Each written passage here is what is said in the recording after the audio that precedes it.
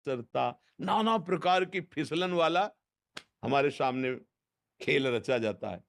अब वो आकर्षण फिसलन वाला है ही रचा इसीलिए गया है कि तुम इसी में लगे रहो। अच्छा लगे रहो तो मालिक का खेल है, आनंदित रहो। जब इससे ऊब जाना तो वो है चढ़ो फिर।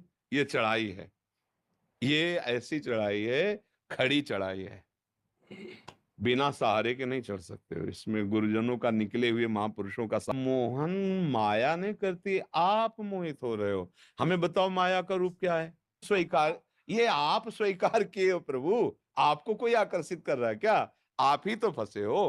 आवश्यकता बिल्कुल नहीं भैया, तुम्हें अज्ञान में हो। हमारे स्वरूप को कभी भी किसी भी तरह का अभाव नहीं व्यापता। अभाव देह को लेकर के होता है। भूख किसका विषय? प्राणों का विषय। पहले देखो, जहां आप बात कर रहे हो यहां शुद्ध आध्यात्मिक मार्ग की बात होती है। भूख का विषय कौन? भूख प्यास का विषय अगर थोड़ा शास्त्रीय ज्ञान हो तो समझ सकते हो। प्राणों का विषय है। आप प्राण नहीं हैं।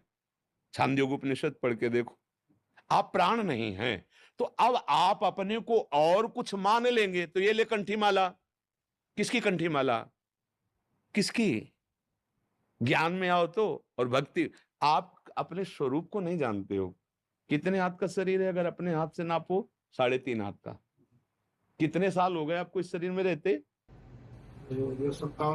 58 साल में 58 सेकंड भी कभी नहीं सोचा अपने स्वरूप को कि तुम हो कौन। अगर तुमसे पूछा जाए आप कौन हो, तो अपने गांव का नाम बताओगे, शरीर जहां जन्मा है वो बताओगे, शरीर का जो नाम है। आप इतने ज्ञानी हो कि 3.5 हाथ में रहते हुए 58 वर्ष हो गए, तो आप अपने को अभी तक नहीं जान पाए। अब बोलो कैसे तुम जान पाओगे कि माया क्या है?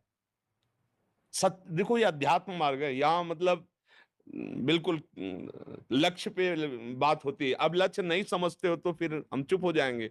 हमारे पास व्यवहार वाली ज्यादा बातें हैं नहीं, क्योंकि बचपन से भगवान ने व्यवहार में रखा ही नहीं।